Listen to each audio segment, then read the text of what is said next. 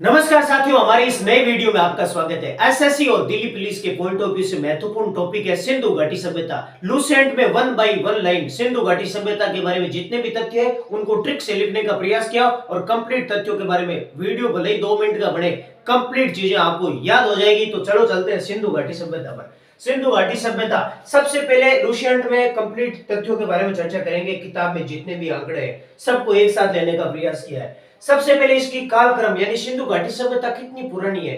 पुरानी चीजों को ज्ञात करने के लिए सबसे अच्छी और सबसे शुद्ध तरीका आज की जमाने में है तो वो है सी कार्बन चौदह पद्धति, जिसकी खोज करी थी विलियम लिबी। आपको पूछे कार्बन चौदह पद्धति की खोज किसने की, तो विलियम लिबी नामक वैज्ञानिक था, इसने कार्बन चौदह पद्धति की खोज की थी। और सी चौदह यानी कार्बन चौदह पद्धति के अनुसार सिंधु घाटी सभ्यता 2400 से 1700 ईसा पूर्व पुरानी है। यानी कालक्रम कितना बताया गया, सिंधु घाटी सभ्यता का कालक्रम बताया गया 2400 से लेकर 1700 ईसा पूर्व तक कार्बन चौदह पद्धति के आधार पर। अगर पूछे सिंधु घाटी सभ्यता की खोज किसने की, तो दयाराम साहनी ने 1921 में। दो महत्वपूर्ण फैक्ट है, 1921 में दयाराम साहनी ने सिंधु घाटी सभ्यता की खोज की थी। आगे सिंधु सभ्यता कब की है, ये इतिहास को 3 भागों में बांटा गया है मुख्यतः। पुराना एक प्राक ऐतिहासिक काल, आद्य ऐतिहासिक काल, ऐतिहासिक काल। प्राक ऐतिहासिक उसको बोलते हैं जहां से हमें कोई लिखित साक्ष्य नहीं मिलता। आद्य ऐतिहासिक उसको बोलते हैं जहां से लिखित साक्ष्य मिले लेकिन उनको हम पढ़ नहीं सकते। यानी सिंधु घाटी सभ्यता को आद्य ऐतिहासिक युग में रखा गया है। आपको पूछे सिंधु घाटी सभ्यता किस युग की है, तो वो है आद्य ऐतिहासिक युग की। क्यों? क्योंकि सिंधु घाटी सभ्यता की जो लिपि मिली है उसको हम पढ़ नहीं सकते, क्योंकि पढ़ने योग्य नहीं है, इसीलिए इसको आद्य ऐतिहासिक युगीन सभ्यता है। सिंधु घाटी सभ्यता नगरीय सभ्यता, बहुत ही महत्वपूर्ण फैक्ट है। नगरीय सभ्यता एक होती है ग्रामीण सभ्यता। वैदिक सभ्यता है वो ग्रामीण सभ्यता है, सिंधु घाटी सभ्यता नगरीय सभ्यता। प्रश्न पूछा जा सकता है निम्नलिखित में से सिंधु घाटी सभ्यता किस प्रकार की है, ग्रामीण सभ्यता, नगरीय सभ्यता, शहरी सभ्यता, इस प्रकार। तो सिंधु घाटी सभ्यता नगरीय सभ्यता है। और अगर आपको पूछे ग्रामीण सभ्यता का उदाहरण कौन सा है, तो वो है वैदिक सभ्यता। अगला, सिंधु घाटी सभ्यता का सबसे बड़ा स्थल कौन सा है, वो है मोहनजोदड़ो। सिंधु घाटी सभ्यता का सबसे बड़ा नगर या सबसे बड़ा स्थल मोहनजोदड़ो, जो वर्तमान में पाकिस्तान में पड़ता है। और भारत में पूछे सिंधु घाटी सभ्यता का सबसे बड़ा स्थल कौन सा है, तो वो है राखी गढ़ी, जो हरियाणा में है। हरियाणा राज्य में स्थित राखी गढ़ी भारत में स्थित सिंधु घाटी सभ्यता का सबसे बड़ा स्थल है। और सिंधु घाटी सभ्यता का सबसे बड़ा स्थल मोहनजोदड़ो पाकिस्तान पड़ता है और भारत में सबसे बड़ा स्थल है राखी गढ़ी, जो हरियाणा में पड़ता है। अगला, बंदरगाह। सिंधु घाटी सभ्यता के 2 बंदरगाह कौन से होते हैं, समुद्र के किनारे स्थित तटीय क्षेत्र में बना शहर जहां से व्यापार होता है, समुद्री व्यापार होता है, पतन जिसको बोलते हैं। बंदरगाह 2 है, सुरकोटड़ा और लोथल, दोनों ही गुजरात में पड़ते हैं। सिंधु घाटी सभ्यता के 2 स्थल है, सुरकोटड़ा और लोथल, दोनों ही बंदरगाह है जो गुजरात में है।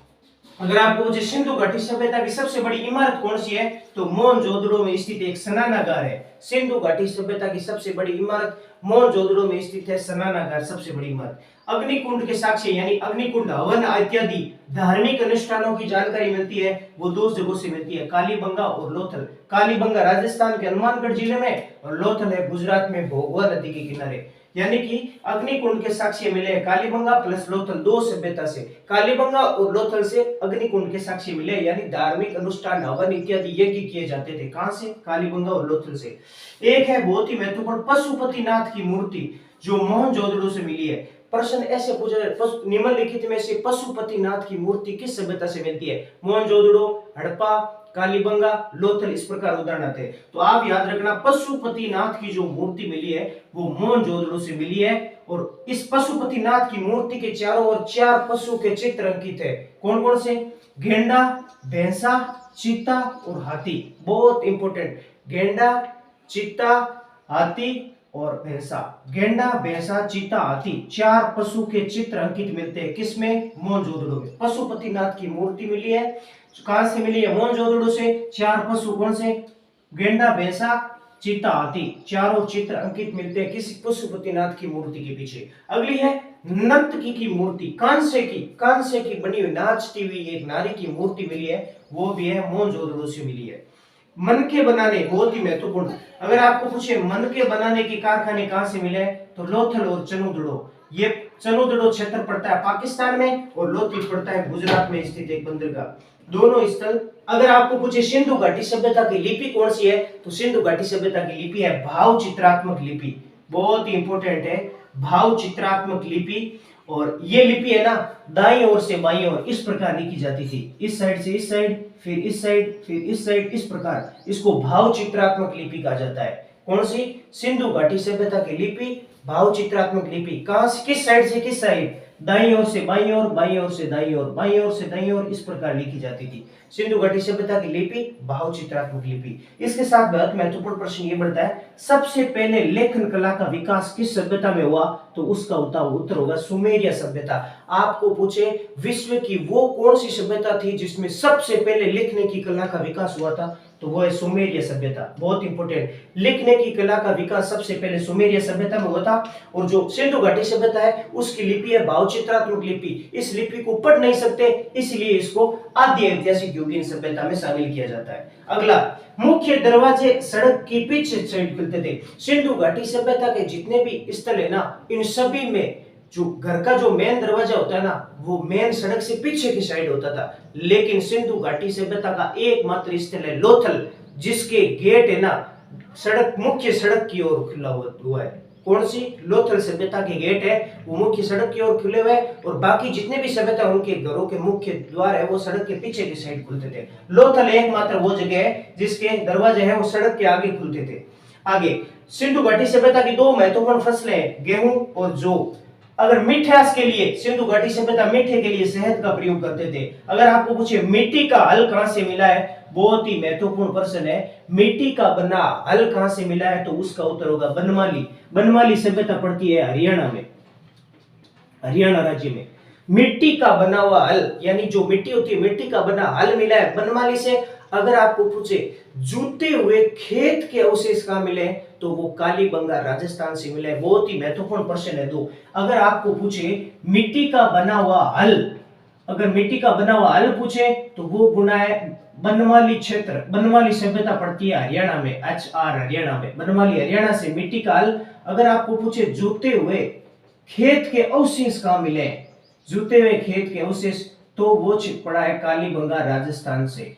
कालीबंगा सभ्यता राजस्थान से जूते हुए खेत के अवशेष मिले, और मिट्टी का बना हल मिला है बनमाला सभ्यता हरियाणा से, बनमाली हरियाणा से। आगे, चावल के प्रथम साक्ष्य मिले लोथल से। लोथल एक प्रकार का बंदरगाह है, अभी हमने पढ़ा है बंदरगाह सुरकोटड़ा लोथल। लोथल से सबसे पहले चावल के साक्ष्य लोथल से मिले, ठीक है ना, चावल के साक्ष्य लोथल से। एक है मेसोपोटामिया सभ्यता, जो इराक की सभ्यता है, दजला और फरात नदियों के किनारे। मेसोपोटामिया सभ्यता किस देश की है? इराक की। किन नदियों के किनारे विकसित हुई? दजला और फरात नदियों के किनारे मेसोपोटामिया सभ्यता इराक में विकसित हुई। और मेसोपोटामिया सभ्यता में एक शब्द प्रयोग होता है मेलुआ शब्द। कौन सा? मेलुआ। मेलुआ शब्द यूज होता है किस सभ्यता में? मेसोपोटामिया सभ्यता में। ये किसके लिए प्रयोग होता है? इसी सिंधु घाटी सभ्यता के लिए। मेसोपोटामिया सभ्यता में एक शब्द प्रयोग होता है जिसका नाम है मेलुआ शब्द। ये शब्द किसके लिए प्रयोग होता है? इसी सिंधु घाटी सभ्यता के लिए, ये थोड़ा याद रखना। आगे, चावल के प्रथम साक्ष्य लोथल से। हड़प्पा और मोहनजोदड़ो की विस्तृत साम्राज्य की जुड़वा राजधानी। हड़प्पा और मोहनजोदड़ो, इन दोनों को विस्तृत साम्राज्य की जुड़वा राजधानी कहा है पिगट नामक वैज्ञानिक ने। वैज्ञानिक का नाम है पिगट, पिगट। पिगट नामक वैज्ञानिक ने हड़प्पा और मोहनजोदड़ो को एक विस्तृत साम्राज्य की जुड़वा राजधानी कहा है। अगला है स्वास्तिक चिन्ह। जो इस प्रकार का जो स्वास्तिक चिन्ह होता है इस प्रकार का, ये इस स्वास्तिक चिन्ह का प्रयोग भी सिंधु घाटी सभ्यता में सबसे पहले हुआ है। और इसका प्रयोग हुआ है सूर्य की उपासना करने के लिए, भगवान सूर्य की पूजा करने के लिए, भगवान सूर्य को अर्पित करने के लिए, या भगवान सूर्य के लिए प्रयोग हुआ है। इस स्वास्तिक चिन्ह का प्रयोग सबसे भगवान सूर्य को समर्पित है, इसका मतलब ये याद रखना। अब हम सिंधु घाटी सभ्यता का वो महत्वपूर्ण फैक्ट जहां से बहुत ही महत्वपूर्ण प्रश्न बनता है, सिंधु घाटी सभ्यता का सबसे उत्तरी बिंदु कौन सा है? तो वो है मांडा क्षेत्र पड़ता है चेनाब नदी के किनारे जम्मू कश्मीर में। आपको पूछे सिंधु घाटी सभ्यता का सबसे उत्तरी बिंदु कौन सा है? मांडा नदी पूछे चेनाब नदी के किनारे, राज्य पूछे या केंद्र शासित प्रदेश तो वो जम्मू कश्मीर होगा। अगर आपको पूछे सिंधु घाटी सभ्यता का सबसे दक्षिणतम बिंदु कौन सा है नीचे, तो वो पड़ता है देमाबाद। नदी पूछे तो प्रवरा या गोदावरी नदी, गोदावरी की सहायक है प्रवरा नदी, प्रवरा ऑप्शन में नहीं हो तो गोदावरी सही होगा। सिंधु घाटी सभ्यता का सबसे दक्षिणतम बिंदु पड़ता है देमाबाद महाराष्ट्र में। नदी पूछे तो गोदावरी या प्रवरा नदी के किनारे।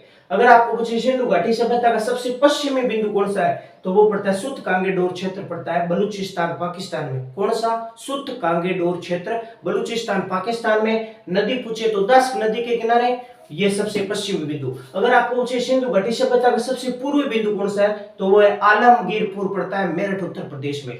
आलमगीरपुर मेरठ उत्तर प्रदेश में, हिंडन नदी के किनारे, ये भारत के उत्तर प्रदेश राज्य में। दक्षिण बिंदु महाराष्ट्र में, उत्तरी बिंदु चेनाब नदी के किनारे मांडा जम्मू कश्मीर में, पश्चिमी बिंदु सुत कांगेडोर पाकिस्तान। बहुत महत्वपूर्ण फैक्ट बनता है, उत्तरी दक्षिणी पूर्वी और पश्चिमी। एक बार पुनः देख लेते हैं। सिंधु घाटी सभ्यता का सबसे उत्तरी बिंदु पड़ता है मांडा जम्मू कश्मीर में, चेनाब नदी के किनारे। सबसे दक्षिणतम बिंदु महाराष्ट्र में, महाराष्ट्र राज्य में देमाबाद परवरा योग गोदावरी नदी के किनारे। सबसे पश्चिमी बिंदु पड़ता है बलूचिस्तान पाकिस्तान में, दास्क नदी के किनारे। सबसे पूर्वी बिंदु आलमगीरपुर मेरठ उत्तर प्रदेश में, और नदी है वो हिंडन नदी के किनारे। चारों नदियां याद रखनी है, चारों क्षेत्र याद रखने हैं, और उसकी लोकेशन ध्यान रखनी है, किस नदी के किनारे स्थित। सबसे पूर्व बिंदु कौन सा है, पश्चिमी, उत्तर और दक्षिण बिंदु कौन सा है। आगे हम चर्चा करते हैं कौन कौन सी और अन्य बातें। सिंधु घाटी सभ्यता की लुसिएंट किताब में 13 मुख्यतः सभ्यता दे रखी है, उनकी खोजकर्ता और इनकी लोकेशन ध्यान रखनी है, और बाकी जो इतना डीपली वन लाइनर एग्जाम में इतना ही प्रश्न पड़ता है। हड़प्पा सभ्यता है वो रावी नदी के किनारे है, दयाराम साहनी द्वारा खोजी गई। हड़प्पा सभ्यता की खोज सबसे पहले रावी नदी के किनारे दयाराम साहनी ने खोज की। मोहनजोदड़ो सभ्यता है सिंधु नदी के किनारे, राखलदास बनर्जी खोज करता। मोहनजोदड़ो सभ्यता की नदी पड़ती है सिंधु नदी, और खोज करता राखलदास बनर्जी। चनुदड़ो, ये तीनों ही क्षेत्र पाकिस्तान में स्थित है। लोकेशन पूछे तो किसकी, हड़प्पा, मोहनजोदड़ो और चनुदड़ो, तीनों ही पाकिस्तान में। हड़प्पा रावी नदी के किनारे, मोहनजोदड़ो सिंधु नदी के किनारे, चनुदड़ो सिंधु नदी के किनारे। ये मोहनजोदड़ो चनुदड़ो सिंधु है, और बाकी हड़प्पा है वो रावी नदी के किनारे। कालीबंगा सभ्यता है वो गगर नदी के किनारे राजस्थान में है, इसकी खोज करी थी अमलानंद घोष ने। कालीबंगा सभ्यता गगर नदी के किनारे राजस्थान में, अमलानंद घोष ने खोज की थी। कोट दीजी सभ्यता है सिंधु नदी के किनारे, खोज करी थी फजल अहमद ने। यह भी कोट दीजी सभ्यता भी पाकिस्तान में। सिंधु नदी के किनारे फजल अहमद। रंगपुर मादर नदी के किनारे, रंगपुर सभ्यता मादर नदी के किनारे, खोज करता है रंगनाथ राव। रंगपुर सभ्यता गुजरात राज्य में, भारत के गुजरात राज्य में रंगपुर सभ्यता, जिसकी रंगपुर मादर नदी के किनारे रंगनाथ राव खोज करता। रोपड़ सभ्यता पंजाब में सतलज नदी के किनारे, खोज करता है यज्ञदत्त शर्मा। रोपड़ सभ्यता पंजाब में सतलज नदी के किनारे स्थित है, यज्ञदत्त शर्मा ने खोज की थी। लोथल सभ्यता बहुत ही महत्वपूर्ण सभ्यता, लोथल एक बंदरगाह भी हमने पहले पढ़ा है। लोथल सभ्यता भोगो नदी के किनारे स्थित है, जो गुजरात राज्य में। लोथल सभ्यता भोगो नदी के किनारे गुजरात राज्य में, और इसकी खोज की थी रंगनाथ राव ने। सामान्यतः यह ध्यान रखना, गुजरात में जो सभ्यता है ना, सामान्यतः अधिकतर की खोज रंगनाथ राव ने की थी। देखो, रंगपुर सभ्यता की खोज रंगनाथ राव ने, और भोगो नदी के किनारे लोथल सभ्यता, ये भी गुजरात में, इसकी खोज भी रंगनाथ राव ने की थी। आलमगीरपुर सभ्यता, ये हिंडन नदी के किनारे यज्ञदत्त शर्मा ने खोज की थी। ये आलमगीरपुर सिंधु घाटी सभ्यता का सबसे पूर्वी बिंदु अभी हमने पढ़ा हिंडन नदी के किनारे। अगला है सुत कांगेडोर, दास्क नदी के किनारे, ये सबसे पश्चिम में है, दास्क नदी के किनारे है, और पाकिस्तान पड़ता है, और इसकी खोज की थी ओरेल स्टेइन ने। ओरेल स्टेइन ने खोज की थी। बनमाली सभ्यता है रंगाई नदी के किनारे, ये हरियाणा में पड़ता है, अभी हमने पढ़ा HR हरियाणा में। अभी हमने बनमाली के बारे में एक पॉइंट पढ़ा है, मिट्टी का बना हल किस सभ्यता से प्राप्त हुआ है, बनमाली सभ्यता हरियाणा से। ये पढ़ी, मिट्टी का बना हल बनमाली हरियाणा से।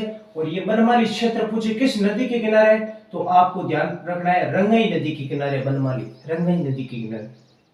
धोलावीरा गुजरात में है, लूणी नदी के किनारे, इसकी खोज की थी JP जोशी ने। और बनमाली रंगाई, और इसकी खोज बनमाली सभ्यता की खोज रविंद्र बिष्ट ने की थी। धोलावीरा सभ्यता लूणी नदी के किनारे JP जोशी खोज करता थे। सुतकाहा सभ्यता सादीकोर नदी के किनारे स्थित है। सुतकाहा सभ्यता सादीकोर नदी के किनारे, और इसकी खोज की थी एक अंग्रेज अधिकारी डेल्स ने। सुतकाहा सभ्यता पाकिस्तान पड़ती है। 2-4 बिंदु लास्ट में और बचते सिंधु घाटी सभ्यता के बारे में। पर्दा प्रथा और वेश्यावृत्ति दोनों, ये जो सब परंपरा है, ये प्रचलित थी सिंधु घाटी सभ्यता में। कौन सी? पर्दा प्रथा और वेश्यावृत्ति दोनों ही सिंधु घाटी सभ्यता में प्रचलित थी। पूजनीय पशु कुबड़ वाला सांड, आपको पूछे किस पशु की पूजा करते थे सिंधु घाटी सभ्यता के लोग, तो वो है कुबड़ वाला सांड। परिवार मात्र सत्तात्मक था, क्योंकि नर्तकी की कांसे की बनी मूर्ति मिली है, मां महिला को सबसे पहले प्रमुख स्थान दिया जाता था। परिचित, ये घोड़े से परिचित थे और तलवार से अपरिचित थे। यानी सिंधु घाटी सभ्यता के लोग घोड़े से परिचित थे और तलवार से अपरिचित थे, क्योंकि परिचित अपरिचित संबंधित पर कभी कुछ प्रश्न पूछ लिए जाते हैं। निम्नलिखित में से किस पशु से सिंधु घाटी सभ्यता के लोग अपरिचित थे या परिचित थे? घोड़े से परिचित थे और तलवार थी ना उससे अपरिचित थे। इस प्रकार आपको ये वीडियो पसंद आया तो लाइक शेयर और सब्सक्राइब जरूर करें। जय हिंद साथियों।